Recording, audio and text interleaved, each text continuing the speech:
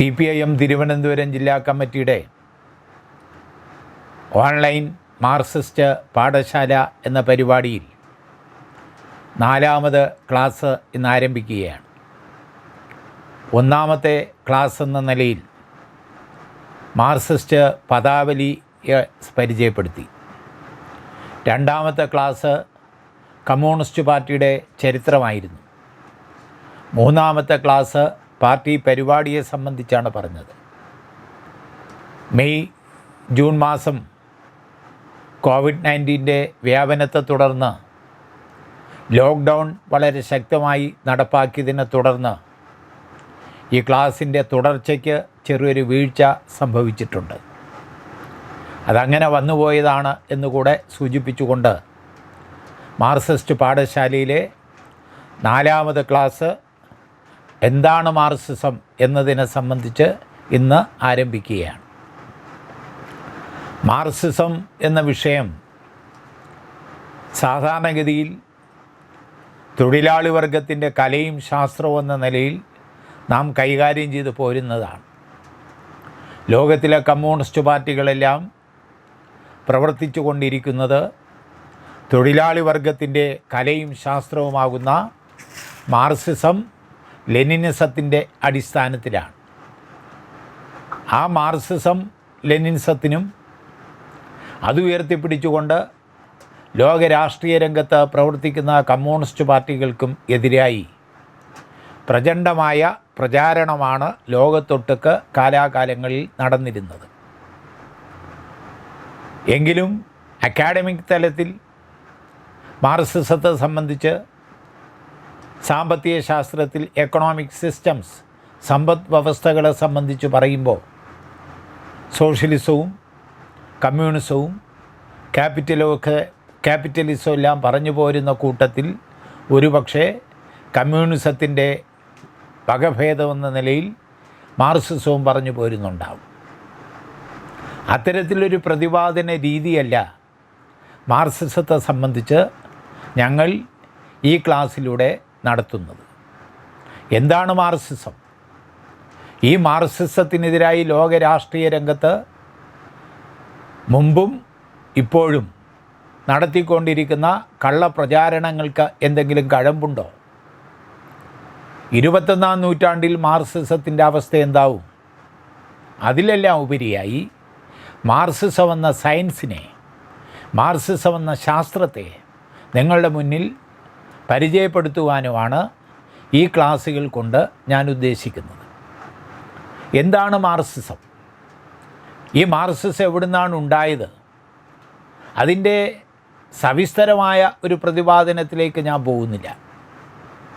Communist party ഉണ്ടായതിനെ സംബന്ധിച്ചും communist പാർട്ടിയുടെ ഒരു ചരിത്രരേഖ എന്ന നിലയ്ക്ക് കമ്മ്യൂണിസ്റ്റ് മാനിഫെസ്റ്റോ ഉണ്ടായതിനെ സംബന്ധിച്ചുമെല്ലാം കമ്മ്യൂണിസ്റ്റ് പാർട്ടിയുടെ ചരിത്രമെന്ന വിഷയത്തിൽ ഞാൻ വളരെ നന്നായി പ്രതിപാദിച്ചിട്ടുണ്ട് എന്നാണ് കരുതുന്നത്. ഇപ്പോൾ മാർക്സിസം എന്നാൽ എന്ത് എന്ന് പറഞ്ഞു തുടങ്ങിയാണ്.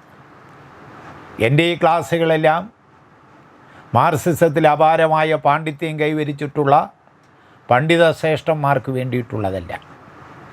കമ്മ്യൂണിസ്റ്റ് പാർട്ടി ഓഫ് ഇന്ത്യ മാർക്സിസ്റ്റിൻ്റെ തിരുവനന്തപുരം ജില്ലാ കമ്മിറ്റിയുടെ പേജെന്ന നിലയിൽ ഞങ്ങളീ പറയുന്ന കാര്യങ്ങളെല്ലാം താഴെത്തട്ടിൽ പ്രവർത്തിക്കുന്ന തൊഴിലാളികൾക്ക് വേണ്ടി, അത് കർഷക തൊഴിലാളിയായാലും ചുമട്ട് തൊഴിലാളിയായാലും കെട്ടിട നിർമ്മാണ തൊഴിലാളിയായാലും ഏത് വിഭാഗത്തിൽ പണിയെടുക്കുന്ന തൊഴിലാളികളായാലും ആ തൊഴിലാളികൾക്ക് വേണ്ടിയുള്ള പ്രതിപാദനമാണ് ഞങ്ങളിവിടെ നടത്തുന്നത്.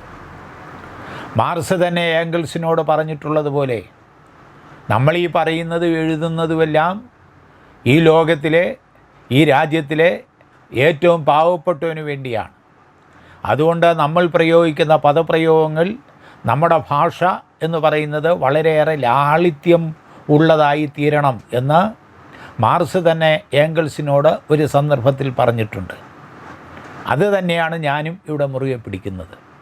അതിനപ്പുറം ഒരു പ്രതിപാദന രീതിയിലേക്ക് പോകണമെന്ന് വെച്ചാലും ഞങ്ങളെപ്പോലുള്ള, എന്നെപ്പോലുള്ള ഒരാളിന് ഉയർന്നു പോകാൻ കഴിയില്ല എന്ന വസ്തുതാപരമായ വസ്തുത നിങ്ങളുടെ മുന്നിൽ അവതരിപ്പിക്കുകയാണ്.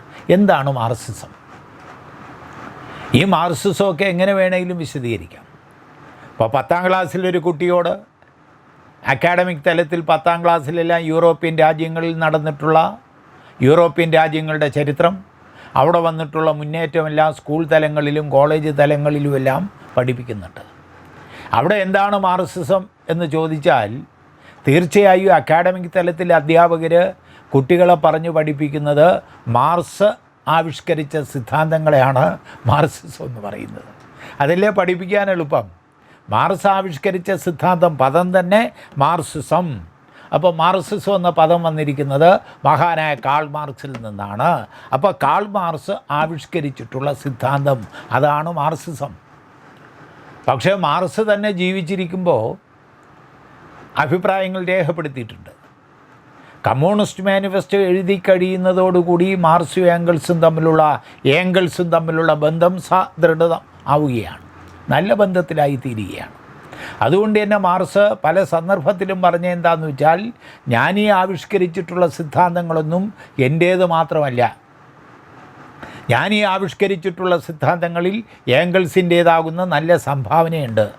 അതുകൊണ്ട് അതിൻ്റെ അടിസ്ഥാനത്തിൽ മാർക്സ് തന്നെ രേഖപ്പെടുത്തിയിട്ടുള്ള ആ അഭിപ്രായ പ്രകടനത്തിൻ്റെ അടിസ്ഥാനത്തിൽ എന്താണ് മാർക്സിസം എന്ന് ചോദിച്ചാൽ നമുക്ക് പറയാൻ കഴിയുന്നത് മഹാനായ കാൾ മാർക്സും ഏംഗൽസും ചേർന്ന് ആവിഷ്കരിച്ച സിദ്ധാന്തങ്ങളാണ് മാർക്സിസം. മഹാനായ കാൾ മാർക്സ് 1818 ജനിച്ച് 1883 മരിക്കുകയാണ്. ആണ്ട് ഒന്നുകൂടെ ഞാൻ പറയാം, 1818 ജനിച്ചു, 1883 മരിച്ചു. അതാണ് മാർക്സ്. ഏംഗൽസോ 1820 ജനിച്ചു, 1895 മരിച്ചു. അപ്പോൾ ഈ രണ്ട് സഹാക്കളും ഈ രണ്ട് സുഹൃത്തുക്കളും ചേർന്ന് ലോകത്തിലെ തൊഴിലാളി വർഗത്തിൻ്റെ മോചനത്തിനു വേണ്ടി, ലോകത്തിലെ തൊഴിലാളി വർഗത്തിൻ്റെ ഏകോപനത്തിനു വേണ്ടി ആവിഷ്കരിച്ച സിദ്ധാന്തങ്ങളാണ് ഇന്ന് പിൽക്കാലത്ത് അവരുടെ കാലത്തിന് ശേഷം നമ്മൾ മാർക്സിസം എന്ന പേരിൽ പഠിക്കുന്നത്. അപ്പോൾ എന്താണ് മാർക്സിസം എന്ന പേരിൽ ഒരു ചോദ്യം നമ്മുടെ നേർക്ക് ആരെങ്കിലും ഒരു മാർക്കിന് വേണ്ടി ഉന്നയിച്ചാൽ ഒറ്റ വാക്യത്തിൽ നമുക്ക് ഉത്തരം പറയാൻ കഴിയുന്നത് മഹാനായ മാർക്സും ഏംഗൽസും ചേർന്ന് ആവിഷ്കരിച്ച സിദ്ധാന്തങ്ങളാണ് മാർക്സിസം എന്ന് നമുക്ക് പറയാം. മാർക്സും ഏംഗൽസും ചേർന്ന് ആവിഷ്കരിച്ച സിദ്ധാന്തമാണ്. ഈ മാർക്സിസം എന്ന് പറഞ്ഞാൽ എന്താ? ഞങ്ങളൊക്കെ പറയുന്നത് മാർക്സിസം ഒരു ദർശനമാണ്. ആ മാർക്സിസ്റ്റ് ദർശനം ലോക രാഷ്ട്രീയ രംഗത്ത് കടുത്ത വെല്ലുവിളി നേരിട്ടുകൊണ്ടിരിക്കുന്നുവെന്നാണ് ഞാൻ നേരത്തെ സൂചിപ്പിച്ചത്. 1848 മഹാനായ മാർക്സും ഏംഗൽസും ചേർന്ന് കമ്മ്യൂണിസ്റ്റ് മാനിഫെസ്റ്റോ തയ്യാറാക്കുന്നു. അതിൻ്റെ ചുവട് പിടിച്ചുകൊണ്ട് ലോകത്തിലെ നിരവധി രാജ്യങ്ങളിൽ കമ്മ്യൂണിസ്റ്റ് പാർട്ടി അധികാരത്തിൽ വരുന്നു. ആദ്യമായി ലോക രാഷ്ട്രീയ രംഗത്ത് കമ്മ്യൂണിസ്റ്റ് പാർട്ടി എന്ന നിലയിൽ അധികാരത്തിൽ വന്നത് നാം എല്ലാവർക്കും അറിയാവുന്നതുപോലെ റഷ്യയിലാണ്. അതാണ് സോവിയറ്റ് യൂണിയനായി പിൽക്കാലത്ത് മാറിയത്. 1917 നവംബർ മാസം 7-ാം തീയതി ലോകത്തിൽ ഭൂമിയുടെ 1/6 വലിപ്പമുള്ള ഭൂപ്രദേശം, അതാണ് റഷ്യ. അവിടെയാണ് കമ്മ്യൂണിസ്റ്റ് പാർട്ടി അധികാരത്തിൽ വരുന്നത്. എത്ര വർഷം നിലനിന്നു അതിൻ്റെ ചരിത്രമൊക്കെ ഞാൻ നേരത്തെ പറഞ്ഞിട്ടുണ്ട്. 1917 അധികാരത്തിൽ വന്ന കമ്മ്യൂണിസ്റ്റ് പാർട്ടിയുടെ ഭരണം സോവിയറ്റ് യൂണിയൻ സ്ഥാപിച്ചുകൊണ്ട് 1991 വരെ നിലനിന്നു. അപ്പോൾ എത്ര വർഷം? 1917 അധികാരത്തിൽ വരുന്നു, 1991 നിലംപൊത്തുകയാണ്. 74 വർഷം. അപ്പോൾ 74 വർഷമാണ് ലോകത്തിലെ ഏറ്റവും വലിയ രാഷ്ട്രമാകുന്ന റഷ്യ അല്ലെങ്കിൽ സോവിയറ്റ് യൂണിയൻ കമ്മ്യൂണിസ്റ്റ് പാർട്ടി ഭരിച്ചത്. വെറുതെ ഭരിക്കുകയല്ലല്ലോ. ഇന്ത്യയിലെ കോൺഗ്രസ് പാർട്ടി ഭരിച്ചതുപോലെ, അല്ലെങ്കിൽ ഇന്ന് BJP ഭരിക്കുന്നത് പോലെ, അല്ലെങ്കിൽ ലോകത്തിലെ വലതുപക്ഷ രാഷ്ട്രീയ പാർട്ടികൾ ലോകത്തിലെ വിവിധ രാജ്യങ്ങൾ ഭരിക്കുന്നത് പോലെ റഷ്യയിൽ കമ്മ്യൂണിസ്റ്റ് പാർട്ടി ഭരണം നടത്തിയത് അങ്ങനെയായിരുന്നില്ല. ആ രാജ്യത്തിലെ ബഹുഭൂരിപക്ഷം വരുന്ന ജനത്തിനും തുല്യത ചാർത്തിക്കൊണ്ട് സമത്വാധിഷ്ഠിതമായ ഒരു ഭരണമാണ് സോവിയറ്റ് യൂണിയനിൽ ആ 74 വർഷം കമ്മ്യൂണിസ്റ്റ് പാർട്ടി കാഴ്ചവെച്ചത് എന്നത് ഇന്ന് ആരും നിഷേധിക്കുമെന്ന് തോന്നുന്നില്ല. അന്ന് നിഷേധിച്ചിരുന്നു. അന്ന് കമ്മ്യൂണിസ്റ്റ് പാർട്ടി ഭരണം നടത്തിക്കൊണ്ടിരിക്കുമ്പോൾ നമ്മുടേതുപോലെ കേരളത്തിലുള്ളതുപോലത്തെ ചിലത് വലതുപക്ഷ മാധ്യമങ്ങളടക്കം അവിടുത്തെ ഭരണത്തെ സംബന്ധിച്ചെല്ലാം ഒരുപാട് കള്ളക്കഥകൾ പ്രചരിപ്പിക്കുമായിരുന്നു. പക്ഷേ 71 സോവിയറ്റ് യൂണിയൻ്റെ തകർച്ചയ്ക്ക് ശേഷമാണ് പലരും ഈ കണ്ണുള്ളപ്പോൾ കണ്ണിൻ്റെ വില അറിയില്ലല്ലോ എന്ന് പറഞ്ഞതുപോലെ ആ സോവിയറ്റ് യൂണിയൻ്റെ മഹത്വത്തെ സംബന്ധിച്ച്, സോവിയറ്റ് യൂണിയൻ്റെ മഹിമയെ സംബന്ധിച്ച് പത്രങ്ങളിലൂടെ ഇങ്ങനെ വാർത്തകൾ വന്നുകൊണ്ടിരിക്കുന്നത്. അപ്പോൾ ഞാൻ പറഞ്ഞു വന്നത് 1917 സ്ഥാപിതമായ സോവിയറ്റ് യൂണിയൻ, റഷ്യയിലെ കമ്മ്യൂണിസ്റ്റ് പാർട്ടി ഭരണം 1991 നിലംപൊത്തുന്നു. ആ അവസ്ഥയെന്ന് ആലോചിച്ച് നോക്കണം. യൂറോപ്പിനെ ഒരു ഭൂതം ബാധിച്ചിരിക്കുന്നു, കമ്മ്യൂണിസം എന്ന ഭൂതം. ഇതാണ് കമ്മ്യൂണിസ്റ്റ് മാനിഫെസ്റ്റോയിൽ ആമുഖം എന്ന നിലയ്ക്ക് മാർക്സ് കുറിച്ചിട്ടത്. യൂറോപ്പിനെ ഒരു ഭൂതം ബാധിച്ചിരിക്കുന്നു, കമ്മ്യൂണിസം എന്ന ഭൂതം. ആ കമ്മ്യൂണിസത്തെ ഭൂതമായി മാർക്സും ഏംഗൽസും വിശദീകരിച്ചത് അന്നത്തെ വലതുപക്ഷ രാഷ്ട്രീയക്കാരൻ ആ കമ്മ്യൂണിസം എന്ന് പറയുന്ന പുത്തൻ സിദ്ധാന്തത്തെ ആ നിലയ്ക്കാണ് അവതരിപ്പിച്ചു കൊണ്ടിരുന്നത്. ആ കമ്മ്യൂണിസ്റ്റ് ഭൂതത്തെ തല്ലിക്കൊല്ലുക എന്നത് ലോകത്തിലെ വലതുപക്ഷ രാഷ്ട്രീയ പ്രസ്ഥാനങ്ങളുടെ എക്കാലത്തെയും ലക്ഷ്യമാണ്. ഇന്നും ഇന്നലെയും തുടങ്ങിയതല്ല. 1847 കമ്മ്യൂണിസ്റ്റ് ലീഗ് എന്ന പേരിൽ നീതിമാന്മാരുടെ ലീഗ് കമ്മ്യൂണിസ്റ്റ് ലീഗായി മാറിയതോടുകൂടി അക്കാലഘട്ടത്തിലെ വലതുപക്ഷ പിന്തിരിപ്പൻ ചിന്തകന്മാർ, പണ്ഡിതന്മാർ ഈ കമ്മ്യൂണിസ്റ്റ് ലീഗിനെയും കമ്മ്യൂണിസ്റ്റ് പാർട്ടിയെയും അവരുന്നയിക്കുന്ന ആശയങ്ങളെയും ചെറുത്തു തോൽപ്പിക്കാൻ വേണ്ടിയുള്ള പടയോട്ടം നടത്തിയിരുന്നു. അതുകൊണ്ടാണ് മാർക്സ് പറഞ്ഞ യൂറോപ്പിനെ ഒരു ഭൂതം ബാധിച്ചിരിക്കുന്നു, കമ്മ്യൂണിസം എന്ന ഭൂതമെന്ന്. ആ കമ്മ്യൂണിസ്റ്റ് ഭൂതത്തെ തല്ലിക്കൊല്ലാൻ വേണ്ടിയുള്ള പരിശ്രമമാണ് ലോക രാഷ്ട്രീയ രംഗത്ത് ഇത്രയും കാലമായി നടന്നുകൊണ്ടിരിക്കുന്നത്, ഇപ്പോഴും നടന്നുകൊണ്ടിരിക്കുന്നത്. അതിൻ്റെ വിശദാംശമൊന്നും ഞാൻ പോകുന്നില്ല. അങ്ങനെ ഒരു രാഷ്ട്രീയ സാഹചര്യം നിലനിന്നത് കൊണ്ടാണ് 1991 സോവിയറ്റ് യൂണിയൻ നിലംപൊത്തി. നമ്മുടെ ചിന്ത എന്തായിരുന്നു? നമ്മുടെ ധാരണ എന്തായിരുന്നു? ലോകത്തിലെ കമ്മ്യൂണിസ്റ്റ് പാർട്ടികളുടെ ചിന്തയും ധാരണയും എന്താണെന്ന് വെച്ചാൽ, ലോകത്തിലെ ഏതെങ്കിലും ഒരു രാജ്യത്തിൽ കമ്മ്യൂണിസ്റ്റ് പാർട്ടി അധികാരത്തിൽ വന്നാൽ പിന്നെ ആ കമ്മ്യൂണിസ്റ്റ് പാർട്ടിക്ക് പുറകോട്ടൊരു പോക്കില്ല. ആ കമ്മ്യൂണിസ്റ്റ് പാർട്ടി വച്ചടി കയറി പോവും എന്നാണ് നമ്മൾ പറഞ്ഞുകൊണ്ടിരുന്നത്. അത് വെറുതെ ഇന്ത്യയിലെ കമ്മ്യൂണിസ്റ്റ് പാർട്ടിയോ ചൈനീസ് കമ്മ്യൂണിസ്റ്റ് പാർട്ടിയോ ആരെങ്കിലും ഒറ്റയ്ക്ക് പറഞ്ഞതല്ല. 1960 80 കമ്മ്യൂണിസ്റ്റ് പാർട്ടികളുടെ ഒരു സമ്മേളനം മോസ്കോയിൽ ചേർന്നു. ആ മോസ്കോയിൽ ചേർന്ന 80 കമ്മ്യൂണിസ്റ്റ് പാർട്ടികളുടെ സമ്മേളനമാണ് വിലയിരുത്തിയത്, ലോകത്ത് എവിടെയെങ്കിലും ഏതെങ്കിലും ഒരു രാജ്യത്തിൽ കമ്മ്യൂണിസ്റ്റ് പാർട്ടി അധികാരത്തിൽ വന്നാൽ ആ കമ്മ്യൂണിസ്റ്റ് പാർട്ടി അഭിവൃദ്ധിയിൽ നിന്ന് അഭിവൃദ്ധിയിലേക്ക് കുതിക്കും, പുരോഗതിയിൽ നിന്ന് പുരോഗതിയിലേക്ക് കുതിക്കും, മുന്നോട്ടുള്ള പോക്കല്ലാതെ പിന്നോട്ടടിയില്ല എന്ന് 1960 80 കമ്മ്യൂണിസ്റ്റ് പാർട്ടികൾ വിലയിരുത്തിയതാണ്. ആ വിലയിരുത്തലിനാണ് 1991 സോവിയറ്റ് യൂണിയൻ്റെ പതനത്തോടുകൂടി ഒരു ചോദ്യചിഹ്നമായി രൂപപ്പെട്ടത്. ഒരിക്കലും നിലംപൊത്തില്ല, ഒരിക്കലും പുറകോട്ട് പോകില്ല എന്ന് പറഞ്ഞിരുന്ന സോവിയറ്റ് യൂണിയൻ പോയില്ലേ? അങ്ങനെ സോവിയറ്റ് യൂണിയൻ പോയപ്പോൾ ലോകത്തിലെ കമ്മ്യൂണിസ്റ്റ് വിരുദ്ധന്മാരുടെ അവസ്ഥയെന്ന് ആലോചിച്ച് നോക്കൂ. ലോകത്തിലെ കമ്മ്യൂണിസ്റ്റ് വിരുദ്ധന്മാർ സന്തോഷം കൊണ്ട് തുള്ളിച്ചാടുകയല്ലേ?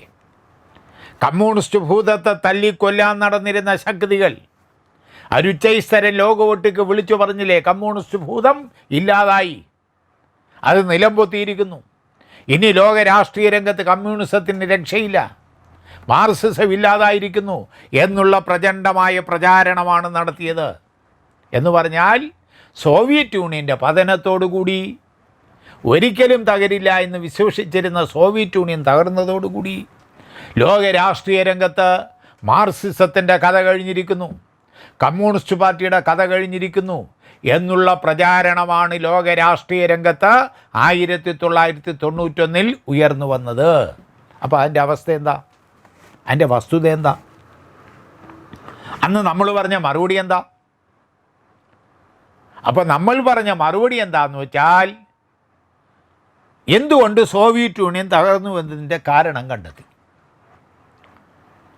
എതിരാളികൾ പ്രചരിപ്പിച്ചതുപോലെ സോവിയറ്റ് യൂണിയൻ തകർന്നത് മാർക്സിസം എന്ന തൊഴിലാളി വർഗത്തിൻ്റെ കലയ്ക്കും ശാസ്ത്രത്തിനും സംഭവിച്ച പിഴവ് കൊണ്ടാണോ? ഞാൻ നേരത്തെ പറഞ്ഞു, തൊഴിലാളി വർഗത്തിൻ്റെ കലയും ശാസ്ത്രവുമാണ് മാർക്സിസം ലെനിനിസം. ആ മാർക്സിസം ലെനിനിസം എന്ന് പറയുന്ന തൊഴിലാളി വർഗത്തിൻ്റെ കലയ്ക്കും ശാസ്ത്രത്തിനും വല്ല ഇടിവും സംഭവിച്ചോ? ആ പരിശോധനയാണ് 1991 സോവിയറ്റ് യൂണിയൻ്റെ തകർച്ചയ്ക്ക് ശേഷം ലോകത്തിലെ കമ്മ്യൂണിസ്റ്റ് പാർട്ടികൾ നടത്തിയത്. അവിടെ ഇന്ത്യയിലെ കമ്മ്യൂണിസ്റ്റ് പാർട്ടി ഓഫ് ഇന്ത്യ മാർക്സിസ്റ്റിൻ്റെ പേര് എടുത്തു പറയേണ്ടതാണ്. അങ്ങനെ ലോകത്തിലെ സോവിയറ്റ് യൂണിയൻ തകരുകയും ലോകത്തിൽ മാർക്സിസം ഇല്ലാതായി എന്നുള്ള പ്രചണ്ഡമായ പ്രചാരണം നടക്കുമ്പോൾ ഇന്ത്യയിലെ CPIM ആണ് 1992 ആയപ്പോഴേക്കും അടുത്ത വർഷം മെയ് മാസം 5 മുതൽ 8 വരെ ലോകത്തിലെ കമ്മ്യൂണിസ്റ്റ് പാർട്ടികളുടെ ഒരു സമ്മേളനം അന്നത്തെ കൽക്കട്ടയിൽ വിളിച്ചു ചേർത്തു. നമ്മളാണ് ലീഡ് ചെയ്തത്, നമ്മളാണ് നയിച്ചത്. 19-2-21 കമ്മ്യൂണിസ്റ്റ് പാർട്ടികൾ അവിടെ പങ്കെടുത്തു. ആ പങ്കെടുത്ത കമ്മ്യൂണിസ്റ്റ് പാർട്ടികളുടെ മുന്നിൽ ഡോക്യുമെൻ്റ് രേഖ അവതരിപ്പിക്കുന്നത് മാർക്സിസ്റ്റ് പാർട്ടിയാണ്. ആ മാർക്സിസ്റ്റ് പാർട്ടി അവതരിപ്പിച്ച രേഖയിലൂടെ നമ്മൾ സ്ഥാപിച്ചത് സോവിയറ്റ് യൂണിയൻ തകർന്നത് തൊഴിലാളി വർഗത്തിൻ്റെ കലയും ശാസ്ത്രവുമാവുന്ന മാർക്സിസം ലെനിനിസത്തിൻ്റെ കുഴപ്പമല്ല, പിന്നെയോ അത് കൈകാര്യം ചെയ്തതിൽ വന്ന കുഴപ്പമാണ്. ഇത് ലോകത്തിലെ കമ്മ്യൂണിസ്റ്റ് പാർട്ടികൾ അംഗീകരിച്ചു. അപ്പോൾ സോവിയറ്റ് യൂണിയൻ തകർന്നത് എങ്ങനെ? മാർക്സിസത്തിൻ്റെ കുഴപ്പമാണോ? റഷ്യയിൽ നടപ്പാക്കിയ ലെനിനിസത്തിൻ്റെ കുഴപ്പമാണോ? ഇന്ത്യയിൽ ചേർന്ന 21 കമ്മ്യൂണിസ്റ്റ് പാർട്ടികളുടെ സാർവദേശീയ സമ്മേളനം അംഗീകരിച്ചത് സോവിയറ്റ് യൂണിയൻ തകർന്നത് മാർക്സിസത്തിൻ്റെ കുഴപ്പമല്ല, ലെനിനിസത്തിൻ്റെ കുഴപ്പമല്ല, മറിച്ച് അത് കൈകാര്യം ചെയ്തതിൽ വന്ന കുഴപ്പമാണ്. ഒന്നാമത് നമ്മുടെ മനസ്സിൽ ഊന്നി വയ്ക്കേണ്ടുന്നൊരു പോയിൻ്റാണ് ഞാൻ പറയുന്നത്. അപ്പോൾ മാർക്സിസം എന്ന് പറയുന്ന വിഷയത്തിലേക്ക് നമ്മൾ കടക്കുമ്പോൾ ആമുഖമായി നമ്മുടെ മനസ്സിൽ വേണ്ടുന്നത് മാർക്സിസം ലെനിനിസം എന്ന് പറയുന്ന തൊഴിലാളി വർഗത്തിൻ്റെ കലയ്ക്കും ശാസ്ത്രത്തിനും ഒരിക്കലും നാശമില്ല. എന്തുകൊണ്ടാണ് ഇങ്ങനെ തറപ്പിച്ച് പറയുന്നേ? മാർക്സിസം ലെനിനിസത്തിന് തകർച്ചയില്ല, നാശമില്ല എന്ന് ഞങ്ങൾ തറപ്പിച്ച് പറയുന്നത് എന്താണെന്ന് വെച്ചാൽ, ഈ മാർക്സിസം ലെനിനിസം എന്ന് പറഞ്ഞാൽ സയൻസാണ്. അതാണ് അതിൻ്റെ പ്രത്യേകത. അത് സയൻസാണ്. അപ്പോൾ സയൻസിന് തകർച്ചയില്ലേ? എടാ, മാർക്സിസം സയൻസാണ്, അതുകൊണ്ട് തകരില്ല എന്ന് പറഞ്ഞാലേ സയൻസ് തകരില്ലേ? സയൻസ് പഠിച്ചിട്ടുള്ള ആളുകൾക്കറിയാം സയൻസിന് തളർച്ചയില്ല. പണ്ടത്തെ സയൻസ് അല്ലേ ഇന്ന് നമ്മൾ പഠിച്ചുകൊണ്ടിരിക്കുന്ന സയൻസ്. സയൻസ് ദിവസവും വളർന്നുകൊണ്ടിരിക്കുകയല്ലേ. കഴിഞ്ഞ ആഴ്ചയാണ് ചൊവ്വയിൽ ചൈനീസ് പേടകം പോയി, വണ്ടി ഓട്ടിച്ചെല്ലാം കളിച്ചു, അവിടുന്ന് പാറയും മണ്ണയും വാരിക്കൊണ്ട് പോയിരിക്കുകയാണ്. നാസാക്കാർ എത്രയോ പ്രാവശ്യമായ റഷ്യ ചൊവ്വയിൽ പോകുന്നില്ലേ, ചന്ദ്രനിൽ പോകുന്നില്ലേ? അവിടുന്ന് പാറയും മണ്ണും ശേഖരിച്ച് കൊണ്ടുപോയിരിക്കുകയല്ലേ. എന്തിനാ പാറയും മണ്ണും ശേഖരിച്ച് കൊണ്ടുപോയിരിക്കുന്നത്? അവിടെ ഓക്സിജൻ കണ്ടെത്തിയാൽ അവിടെ മനുഷ്യവാസം ഉറപ്പാക്കാനാവും. ഇതൊക്കെ എവിടുന്നാണ് ഇത്രമാത്രം വളർന്നത്? ഇങ്ങനെ ന്യൂക്ലിയർ സയൻസ്, ആറ്റം സയൻസ് ലോക രാഷ്ട്രീയ രംഗത്ത് ശാസ്ത്രമേഖലയിൽ വളർന്നുകൊണ്ടിരിക്കുന്നത് ആറ്റത്തിൻ്റെ വളർച്ചയുടെ ഫലമായിട്ടല്ലേ? പണ്ടത്തെ നമ്മുടെ സങ്കല്പം എന്താ? ഞാനിതാ ഈ പോഡിയത്തിൽ ഊന്നി നിന്ന് പ്രസംഗിക്കുകയാണ്, ക്ലാസ് എടുക്കുകയാണ്. ഈ പോഡിയം എന്ന് പറഞ്ഞാൽ തടിയാണ്. ഈ തടിയെന്ന് പറയുന്ന പദാർത്ഥം എങ്ങനെയാണ് നിർമ്മിച്ചിരിക്കുന്നത്? കുറച്ച് സയൻസ് കൂടെ പഠിക്കണം മാർക്സിസം പഠിക്കണമെങ്കിൽ. മാർക്സിസം എന്ന് പറഞ്ഞാൽ സയൻസാണ്. അപ്പോൾ ഈ പോഡിയം, ഈ പ്രസംഗപീഠം നിർമ്മിച്ചിരിക്കുന്നത് തടിയാണ്. തടിയെന്ന് പറഞ്ഞാൽ ഇവിടെ ലൈറ്റ് വച്ചിരിക്കുന്ന സ്റ്റാൻഡ് കൊണ്ട് നിർമ്മിച്ചിരിക്കുന്നത് ഇരുമ്പ് കൊണ്ടാണ്, മെറ്റൽ കൊണ്ടാണ്, ലോഹങ്ങൾ കൊണ്ടാണ്. ഇവിടെ കിടക്കുന്ന പ്ലാസ്റ്റിക് ചെയറുകൾ നിർമ്മിച്ചിരിക്കുന്നത് പ്ലാസ്റ്റിക് കൊണ്ടാണ്. അപ്പോൾ എല്ലാ പദാർത്ഥങ്ങളും നിർമ്മിതമായിരിക്കുന്നത്, എല്ലാ സാധനങ്ങളും നിർമ്മിതമായിരിക്കുന്നത് പദാർത്ഥമാണ്. അപ്പോൾ എന്താ ഈ പദാർത്ഥം? മാറ്റർ. What is matter? പദാർത്ഥമെന്ന് പറഞ്ഞാൽ പണ്ട് സയൻസ് പഠിപ്പിക്കുമ്പോൾ പറഞ്ഞുകൊണ്ടിരുന്നത് ഇരിക്കാൻ സ്ഥലം ആവശ്യമുള്ളതും ഭാരമുള്ളതുമായ ഏതൊന്നിനെയും പദാർത്ഥമെന്ന് പറയുന്നുവെന്നാണ്. ഇതൊക്കെ എന്തിനാ മാർക്സിസ്റ്റ് ഇതൊക്കെ അറിഞ്ഞു പോകണമെന്ന്. ഇരിക്കാൻ സ്ഥലം ആവശ്യമുള്ളത്, ഈ പോഡിയത്തിന് പ്രസംഗപീഠത്തിന് ഇരിക്കാൻ കുറേ സ്പേസ് വേണം, സ്ഥലം വേണം. ഇതിന് ഭാരവുമുണ്ട്. അപ്പോൾ ഇരിക്കാൻ സ്ഥലം ആവശ്യമുള്ളതും ഭാരമുള്ളതുമായ ഏതൊന്നിനെയും പദാർത്ഥമെന്ന് പറയുന്നു. അതാണ് സയൻസ്, അതാണ് പദാർത്ഥം. ഇരിക്കാൻ സ്ഥലം ആവശ്യമുള്ളതും ഭാരമുള്ളതുമായ ഏതൊന്നിനെയും പദാർത്ഥമെന്ന് പറയുന്നു. എന്നെ കേൾക്കുന്ന എൻ്റെ തൊഴിലാളി സഹാക്കൾ 8ാം ക്ലാസ് വരെയെങ്കിലും പഠിച്ച ആളുകൾ ഇതൊക്കെ എന്നേ മറന്നുപോയി. അതുകൊണ്ട് ഞാൻ ആവർത്തിച്ച് പറയുകയാണ്, ഇരിക്കാൻ കുറച്ച് സ്ഥലവും വേണം, ഒരു ഭാരവും വേണം, എങ്കിലും അതിനെ നമ്മൾ പദാർത്ഥം എന്ന് പറയുന്നു. അപ്പം നമ്മൾ കാണുന്നതെല്ലാം പദാർത്ഥമല്ലേ? ഞാനിതാ വെള്ളം കുടിക്കുകയാണ്, ഈ ഗ്ലാസ്സിൽ വെള്ളം ഇരിക്കുന്നു. വെള്ളമെന്ന് പറഞ്ഞാൽ പദാർത്ഥമല്ലേ? ഈ പ്രസംഗപീഠം എന്ന് പറഞ്ഞാൽ പദാർത്ഥമല്ലേ? ഈ പ്രസംഗിച്ചുകൊണ്ട് ഈ സ്റ്റുഡിയോയ്ക്കകത്ത് നിൽക്കുന്ന ഞാൻ ഈ മൂക്കും വായുവും ഒന്ന് ഒരുമിച്ച് പൊത്തിപ്പിടിച്ചാലത്തെ അവസ്ഥ എന്താവും? പീഡനം മൂലം സ്ത്രീകളും കുട്ടികളും ഒക്കെ മരിക്കുന്നില്ലേ? പലരും പലരെയും കൊല്ലുന്നില്ലേ? മൂക്കും വായുവെല്ലാം ഒരുമിച്ച് കൂട്ടിപ്പിടിക്കുമ്പോൾ ജീവവായു ലഭിക്കാതെയാണ് ആളുകൾ മരിച്ചു വീഴുന്നത്. അപ്പോൾ പദാർത്ഥമെന്ന് പറഞ്ഞാൽ ഇരിക്കാൻ സ്ഥലവും വേണം, ഭാരവും വേണം. ഈ പദാർത്ഥമെന്ന് പറഞ്ഞാൽ എല്ലാം ഒരേ രൂപത്തിലല്ലല്ലോ. ചിലത് ഖരാവസ്ഥയിലാണ്, കണ്ടില്ലേ, ഖരമായിരിക്കുകയാണ്.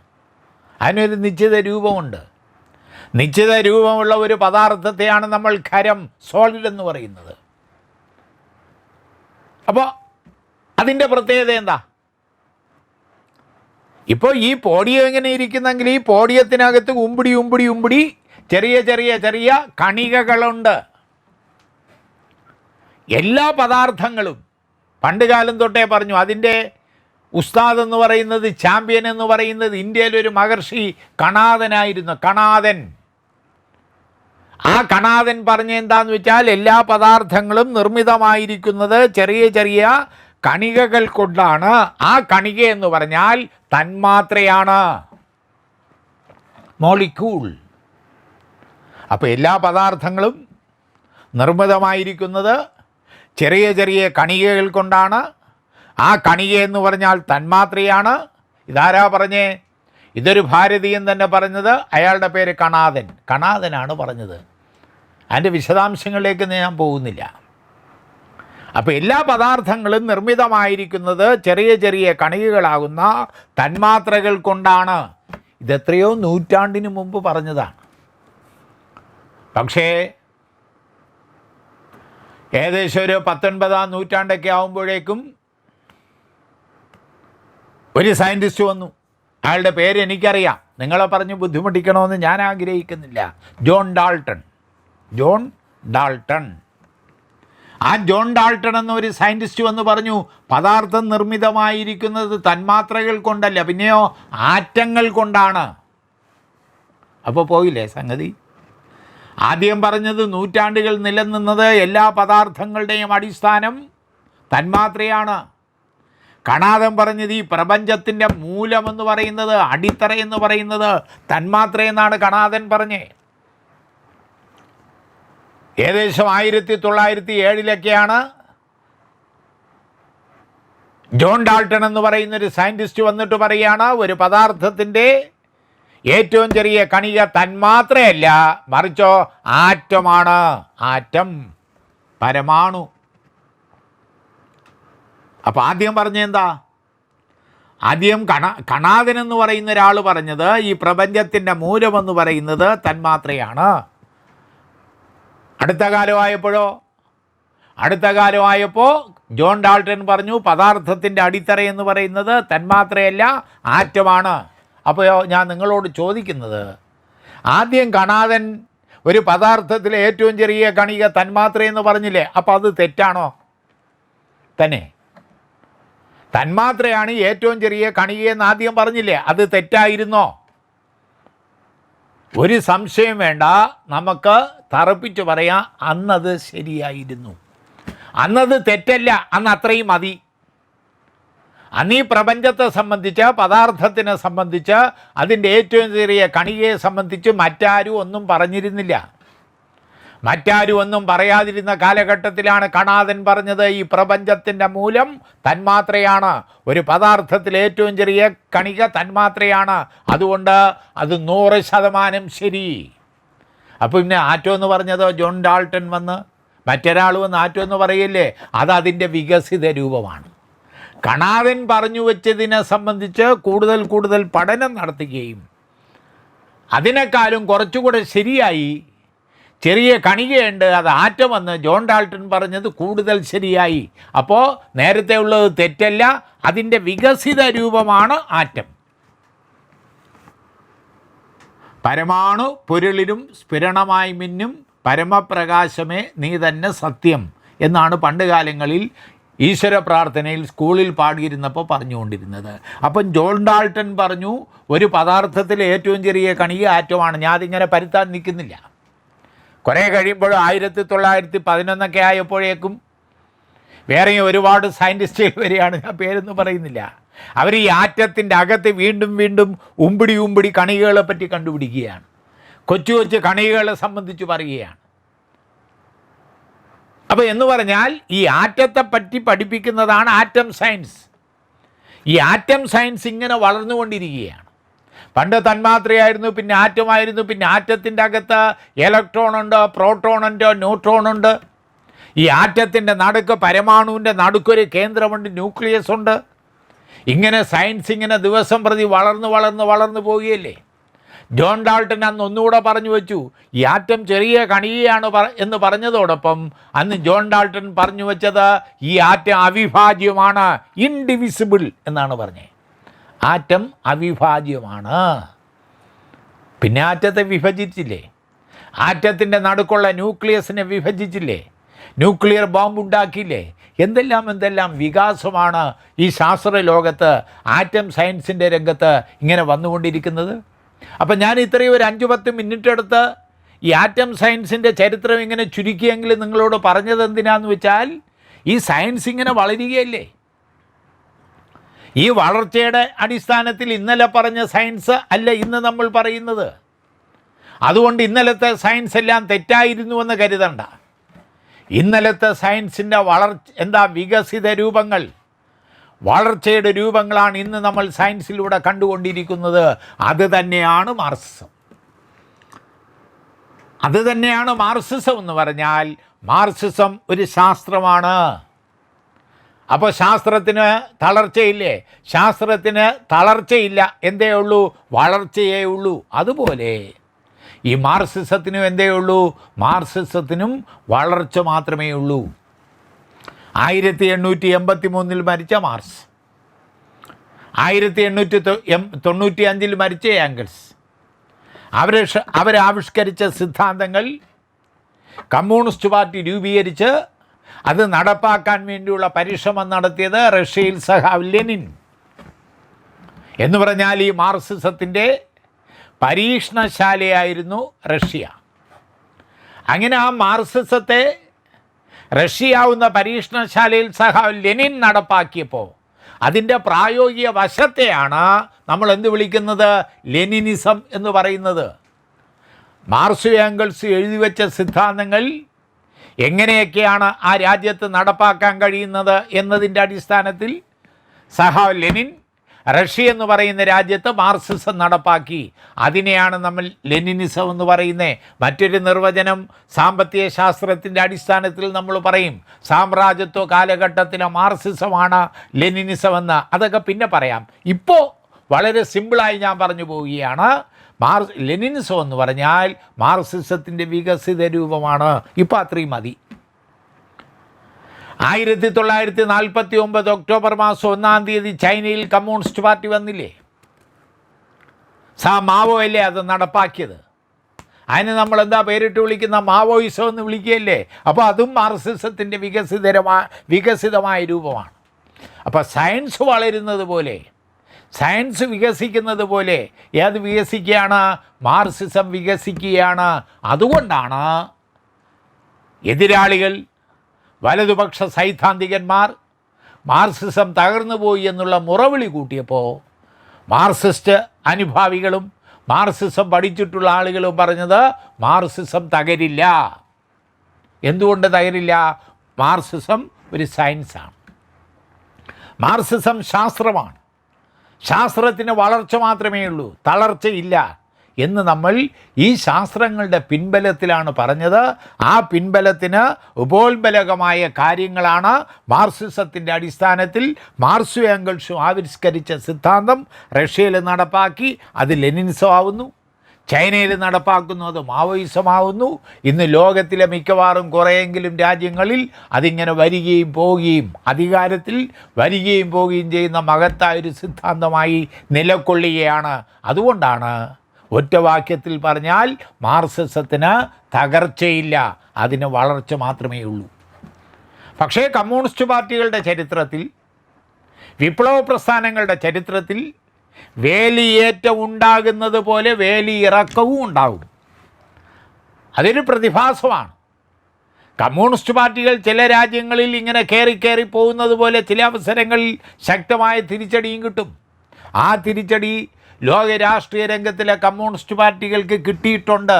അതുകൊണ്ടാണ് വലതുപക്ഷക്കാരെ ഇത് തകരുന്നു എന്ന് പറഞ്ഞത്. അപ്പോൾ മാർക്സിസത്തിൻ്റെ അടിസ്ഥാനത്തിൽ ഞാൻ ഇതുവരെ പറഞ്ഞത് 2-3 കാര്യങ്ങൾ മാത്രമേ ഉള്ളൂ. ആകെ 3 വാക്യത്തിൽ ഈ അരമണിക്കൂർ കൊണ്ട് പറഞ്ഞ കാര്യങ്ങൾ ഒതുക്കാം. ഒന്ന്, മാർക്സിസം എന്ന് പറഞ്ഞാൽ മാർക്സും എംഗൽസും ചേർന്ന് ആവിഷ്കരിച്ച സിദ്ധാന്തമാണ്. മാർക്സിസം എന്ന് പറഞ്ഞാൽ സയൻസാണ്. അതുകൊണ്ട് അതിന് തളർച്ചയില്ല, അതിന് വളർച്ച മാത്രമേ ഉള്ളൂ. പിന്നെ എന്തുകൊണ്ട് മാർക്സിസം തകരില്ല എന്ന് പറയുന്നേ? മാർക്സിസം തകരില്ല എന്ന് പറയുന്നതിൻ്റെ മറ്റൊരു കാരണമെന്ന് പറയുന്നത് കുറച്ചുകൂടെ വിശദീകരിക്കാം. ആദ്യം ഞാൻ പറഞ്ഞു മാർക്സിസം സയൻസാണ്. പിന്നെ നമ്മൾ പറയാൻ പോകുന്നത് ഈ മാർക്സിസം എന്ന് പറഞ്ഞാൽ എന്താ, ഒരു സ്വയംഭൂവല്ല. അതുകൂടെ പറഞ്ഞ് ഇന്നത്തെ എപ്പിസോഡ് നമുക്ക് അവസാനിപ്പിക്കാം. മാർക്സിസം സ്വയംഭൂവല്ല. സിദ്ധാർത്ഥ രാജകുമാരൻ്റെ കഥയെല്ലാം 3-ാം ക്ലാസ്സിലോ 4-ാം ക്ലാസ്സിലോ ഞാൻ പഠിച്ചതാണ്. കപിലവസ്തുവിലെ സിദ്ധാർത്ഥ രാജകുമാരൻ കൊട്ടാരത്തിൽ കഴിയുന്നു. കൊട്ടാരം വിട്ട് പുറത്തു പോകാൻ വേണ്ടിയുള്ള സ്വാതന്ത്ര്യമില്ല. കളിയും എല്ലാം കൊട്ടാരത്തിൻ്റെ അകത്ത് തന്നെ. ചെറുപ്പക്കാരനാവുന്നു, വളരുന്നു. എങ്കിലും അലസനായി ഇങ്ങനെ ഇരിക്കുകയാണ്. കൊട്ടാരത്തിലെ അന്തേവാസികളുടെ കുട്ടികളുമായി അല്ലറ ചില്ലറ സൗഹാർദ്ദങ്ങൾ ഉണ്ടെന്നുള്ളതല്ലാതെ പുറം ലോകവുമായി ഒരു ബന്ധവും ഈ സിദ്ധാർത്ഥ രാജകുമാരനില്ല. അങ്ങനെ അലസനായി വളരുന്നത് കണ്ടപ്പോൾ അച്ഛൻ രാജാവിന് തോന്നി എന്നാൽ പിന്നെ ഇവനെ പിടിച്ച് കെട്ടിച്ച് കളയാം. പിടിച്ച് കെട്ടിച്ചു, കല്യാണം കഴിപ്പിച്ചു. അതാണല്ലോ ഒരു മരവും മരുന്ന് നാട്ടിലൊക്കെ. പിള്ളേരെ നന്നാക്കാൻ വേണ്ടി കെട്ടിക്കുക. കെട്ടുന്നു, കല്യാണം കഴിക്കുന്നു, ഒരു രാജകുമാരിയെ വിവാഹം കഴിക്കുന്നു, ഒരു കുഞ്ഞുണ്ടാവുന്നു. എന്നിട്ടും നോ ചേഞ്ച്. ഒരു ദിവസം സിദ്ധാർത്ഥ രാജകുമാരൻ പറഞ്ഞു, എനിക്കിങ്ങനെ കൊട്ടാരത്തിൽ കഴിയാനൊന്നും പറ്റില്ല, എനിക്ക് രാജ്യം കാണണം. ഈ കൊട്ടാരത്തിൻ്റെ മതിൽക്കെട്ടിന് പുറത്തുള്ള ലോകം എനിക്ക് കാണണം. എനിക്ക് രാജ്യത്തിലെ യഥാർത്ഥ ജനങ്ങളെ കാണണം. അതിനുവേണ്ടിയുള്ള പടപ്പുറപ്പാടായി ഒരഥത്തിലേറുന്നു സിദ്ധാർത്ഥ രാജകുമാരൻ. ഈ കൊട്ടാരത്തിൻ്റെ കവാടം തുറന്ന് പുറത്തേക്ക് പോവുകയാണ്. ആദ്യമായി പുറത്തേക്ക് പോയപ്പോൾ കണ്ട കാഴ്ച എന്താ? കണ്ണില്ലാത്തവൻ, കൈയില്ലാത്തവൻ, മൂക്കില്ലാത്തവൻ, ആഹാരം കഴിക്കാനില്ലാത്തവൻ കൊട്ടാരത്തിൻ്റെ പ്രധാനപ്പെട്ട രാജവീതിയുടെ ഇരുവശങ്ങളിലും ആളുകളുടെ ദയാദാക്ഷിണ്യത്തിന് വേണ്ടി പിച്ചച്ചട്ടിയുമായി ഇരിക്കുകയല്ലേ. അത് കണ്ടപ്പോൾ തന്നെ സിദ്ധാർത്ഥ രാജകുമാരൻ്റെ മനസ്സങ്ങ് നൊന്തു. അദ്ദേഹം കുറച്ചുകൂടെയൊക്കെ പോയി, ഗ്രാമങ്ങളിലെ ഉള്ളറകളിലേക്ക് പോയി. ഓ, ഇതാണോ എൻ്റെ രാജ്യം? ഇതാണോ എൻ്റെ അച്ഛൻ്റെ ഭരിക്കുന്ന രാജ്യം? ഒരു പരുവത്തിന് തിരിച്ചു വന്നു. കൊട്ടാരത്തിൽ വന്ന സിദ്ധാർത്ഥ രാജകുമാരന് കിടന്നിട്ട് ഉറക്കം വരുന്നില്ല, ആഹാരം കഴിക്കാൻ കഴിയുന്നില്ല, രാജകുമാരിയോട് മിണ്ടാൻ പറ്റുന്നില്ല, കുഞ്ഞിനെ ലാളിക്കാൻ പറ്റുന്നില്ല. അദ്ദേഹത്തിൻ്റെ മനസ്സങ്ങാകെ മാറിപ്പോയി. 4-6 ദിവസം ഉറങ്ങാതെ ആഹാരം കഴിക്കാതെയൊക്കെ കിടന്നു നോക്കി. എന്തെന്നില്ലാത്ത വിമിഷ്ടം, എന്തെന്നില്ലാത്ത പ്രയാസം. അവസാനം സിദ്ധാർത്ഥ രാജകുമാരൻ തീരുമാനിച്ചു, ഇതെനിക്ക് പറ്റുന്ന രാജ്യമല്ല. അദ്ദേഹം രാജ്യത്തിനെ ഉപേക്ഷിച്ച്, രാജകുമാരിയെ ഉപേക്ഷിച്ച്, കുഞ്ഞിനെ ഉപേക്ഷിച്ച് രാജ്യം വിട്ടു പോവുകയാണ്. സാമൂഹ്യ പാഠത്തിൽ എന്നെ നിങ്ങളെയും പഠിപ്പിച്ചെന്താ? ആ സിദ്ധാർത്ഥ രാജകുമാരൻ നടന്ന് പാവം പച്ചവെള്ളം എല്ലാം കുടിച്ച് ഗയയിലെത്തി അല്ലേ? എന്നിട്ട് അവിടെ ഒരു ബോധി വൃക്ഷത്തിൻ്റെ ചുവട്ടിലിരുന്നു വന്നാണ്. അവിടെ ഇരിക്കുമ്പോൾ അദ്ദേഹത്തിന് ഉൾവിളി ഉണ്ടായി. അങ്ങനെ ഉൾവിളി ഉണ്ടായി ഈ സിദ്ധാർത്ഥ രാജകുമാരൻ ശ്രീബുദ്ധനായി. പച്ചക്കള്ളമല്ലെന്ന്. അയാൾക്കൊരു ഉൾവിളി ഉണ്ടായില്ല. അയാൾ രാജകൊട്ടാരത്തിൽ നിന്ന് ഇറങ്ങി ആ രാജ്യം മുഴുവൻ അലഞ്ഞു തിരിഞ്ഞ് ജനങ്ങളെ നന്നായി പഠിച്ചു. ജനങ്ങളുടെ ജീവിതത്തെപ്പറ്റി പഠിച്ചു, അവരുടെ ബുദ്ധിമുട്ടിനെ പറ്റി പഠിച്ചു, അവരുടെ പട്ടിണിയെ സംബന്ധിച്ച് പഠിച്ചു. അങ്ങനെ ഇതെല്ലാം പഠിച്ച് സിദ്ധാർത്ഥ രാജകുമാരൻ ഒരു പുതിയ മനുഷ്യനായി മാറി. അല്ല, ചരിത്ര പാഠപുസ്തകത്തിൽ പഠിപ്പിക്കുന്നത് പോലെ ഉൾവിളി ഉണ്ടായി സിദ്ധാർത്ഥ രാജകുമാരൻ ശ്രീബുദ്ധനായതല്ല. ഇവിടെ മാർക്സിസം എന്ന് പറയുന്ന തൊഴിലാളി വർഗത്തിൻ്റെ കലയും ശാസ്ത്രവും ഈ പറഞ്ഞതുപോലെ എങ്ങനെ ഉണ്ടായതല്ല, മാർക്സിനും ഏംഗൽസിനും ഉൾവിളി ഉണ്ടായതല്ല. മറിച്ച് മാർക്സും ഏംഗൽസും ജീവിച്ചിരുന്ന കാലഘട്ടം വരെ ലോക വൈജ്ഞാനിക രംഗത്ത് എന്തെല്ലാം കണ്ടുപിടുത്തങ്ങൾ വന്നിട്ടുണ്ടോ, എന്തെല്ലാം വളർച്ചയുണ്ടായിട്ടുണ്ടോ, ആ കണ്ടുപിടുത്തങ്ങളെയും ആ വളർച്ചയെയും ആ സിദ്ധാന്തങ്ങളെയെല്ലാം നന്നായി പഠിച്ച് കാച്ചിക്കുറുക്കിയെടുത്ത് അതിൽ നിന്നാണ് മാർക്സും ഏംഗൽസും അദ്ദേഹത്തിൻ്റെ സിദ്ധാന്തങ്ങൾ ആവിഷ്കരിച്ചത്. മനസ്സിലായില്ലേ? അപ്പോൾ മാർക്സും ഏംഗൽസും അദ്ദേഹത്തിൻ്റെ ആശയങ്ങൾ ആവിഷ്കരിക്കുന്നത് ലോക വൈജ്ഞാനിക മേഖലയിൽ അതുവരെ എന്തെല്ലാം കാര്യങ്ങൾ ഉണ്ടായിട്ടുണ്ടോ അത് മുഴുവൻ നന്നായി പഠിച്ചതിന് ശേഷമാണ്. എന്ന് പറഞ്ഞാൽ മാർക്സിസത്തിന് അതിൻ്റേതായ ഉറവിടങ്ങളുണ്ട്. മാർക്സിസത്തിന് അതിൻ്റേതായ ഉറവിടങ്ങളുണ്ട്. മാർക്സിസത്തിൻ്റെ 3 ഉറവിടങ്ങൾ ഒരു ഉമ്പിടി പുസ്തകം ലഘുലേഖ സഖാവ് ലെനിൻ എഴുതിയിട്ടുണ്ട്. മാർക്സിസത്തിൻ്റെ 3 ഉറവിടങ്ങൾ അതുകൂടെ ഇന്നിപ്പോൾ പറയാം. ഒന്നാമത്തെ ഉറവിടം എന്താ? മാർക്സ് ജർമ്മനിയിലാണല്ലോ, ഏംഗൽസ് ഫ്രാൻസിലാണല്ലോ. ആ ജർമ്മനി എന്ന് പറയുന്ന രാജ്യം നമ്മൾ കുറച്ചുകൂടെയൊക്കെ മാർക്സിസത്തിലേക്ക് പോകുമ്പോൾ 2-3 പേരുകളൊക്കെ പറയും. ഹേഗൽ, മാർക്സിൻ്റെ അധ്യാപകൻ എന്ന് പറയാം. മാർക്സിൻ്റെ സമകാലീനൻ ഫെയർബാഗ് എന്ന് പറഞ്ഞാൽ ജർമ്മനി എന്ന് പറയുന്ന രാജ്യം മാർക്സും ഏംഗൽസും ജീവിച്ചിരിക്കുന്ന കാലഘട്ടത്തിൽ തത്വശാസ്ത്രത്തിൻ്റെ മേഖലയിൽ ഒരുപാട് സംഭാവനകൾ ചെയ്തിട്ടുള്ള രാജ്യമാണ്. അപ്പോൾ മാർക്സിസത്തിൻ്റെ ഒന്നാമത്തെ ഉറവിടമായി നമുക്ക് ചൂണ്ടിക്കാണിക്കാൻ കഴിയുന്നത് ജർമ്മനിയിലെ തത്വശാസ്ത്രം. എന്താ അത്? ജർമ്മനിയിലെ തത്വശാസ്ത്രം. ഏതൊക്കെ പേരാണ് ഞാൻ പറഞ്ഞത്? ഹേഗലിൻ്റെ പേര് പറഞ്ഞു, ഫെയർബാഗിൻ്റെ പേര് പറഞ്ഞു. ഈ ഗഹലിൻ്റെ സിദ്ധാന്തത്തെയും ഫെയർബാഗിൻ്റെ സിദ്ധാന്തത്തെയും കൂട്ടിയോജിപ്പിച്ചുകൊണ്ടാണ് മാർക്സ് അദ്ദേഹത്തിൻ്റെ തത്വശാസ്ത്രം ആവിഷ്കരിച്ചിരിക്കുന്നത്. അപ്പോൾ മാർക്സിസത്തിൻ്റെ ഒന്നാമത്തെ ഉറവിടമെന്ന് പറയുന്നത് ജർമ്മൻ തത്വശാസ്ത്രമാണ്. ഇപ്പം ഞാൻ അത്രേ പറയുന്നുള്ളൂ, അതുമാത്രമേ പറയുന്നുള്ളൂ.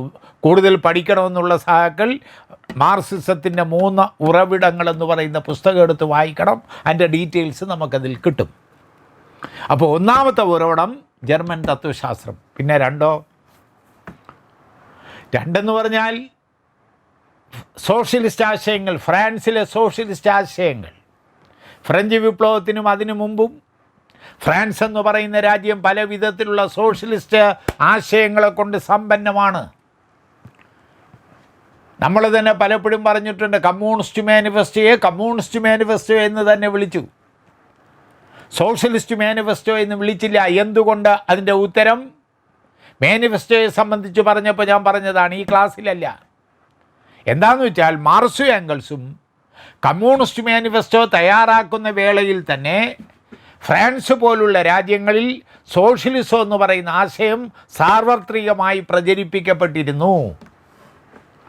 പലതരത്തിലുള്ള സോഷ്യലിസ്റ്റ് ആശയങ്ങൾ, മാർക്സിൻ്റെയൊക്കെ ഭാഷയിൽ പറഞ്ഞാൽ സാങ്കല്പികമായ സോഷ്യലിസ്റ്റ് ആശയങ്ങൾ, ഉട്ടോപ്യൻ സോഷ്യലിസ്റ്റ് ആശയങ്ങൾ, അങ്ങനെ യൂട്ടോപ്യൻ സോഷ്യലിസ്റ്റ് ആശയങ്ങൾ ഫ്രാൻസ് പോലുള്ള രാജ്യങ്ങളിൽ പ്രചരിപ്പിച്ചിരുന്നു. അതെല്ലാം പഠിച്ചതിന് ശേഷമാണ് മാർക്സും ഏംഗൽസും ശാസ്ത്രീയ സോഷ്യലിസത്തെ പറ്റി പറയുന്നത്.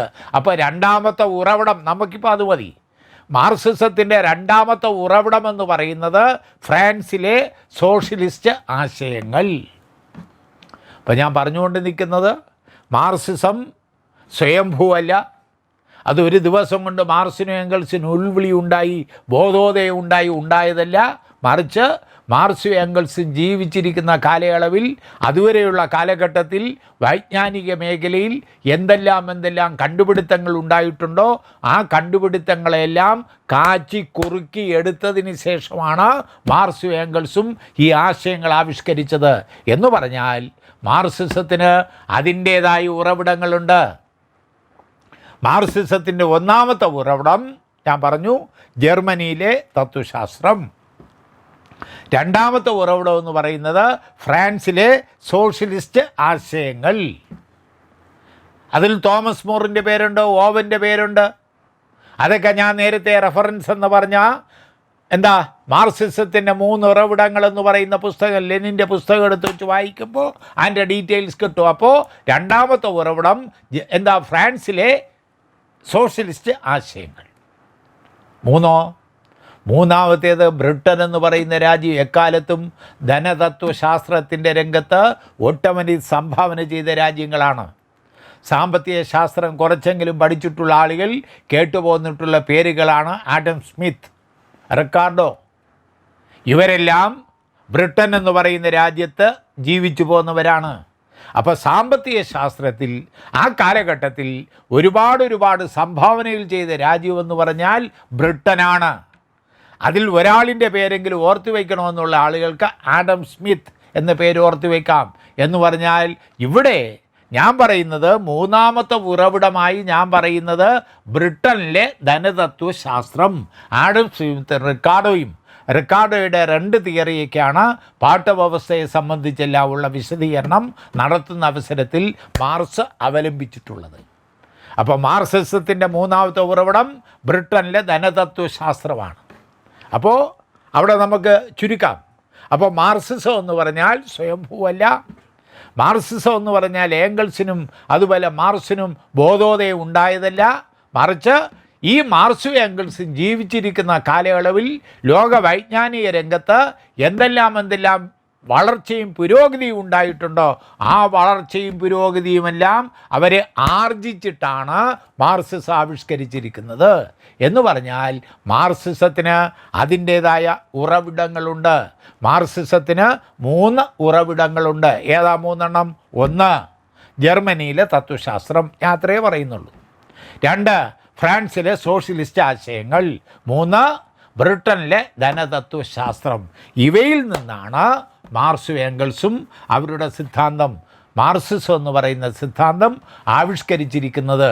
ഈ പറഞ്ഞതിൻ്റെ അടിസ്ഥാനത്തിൽ റെഫറൻസായി ഞാൻ ഇന്നിപ്പോൾ പറഞ്ഞ ഒരു പുസ്തകത്തിൻ്റെ പേര്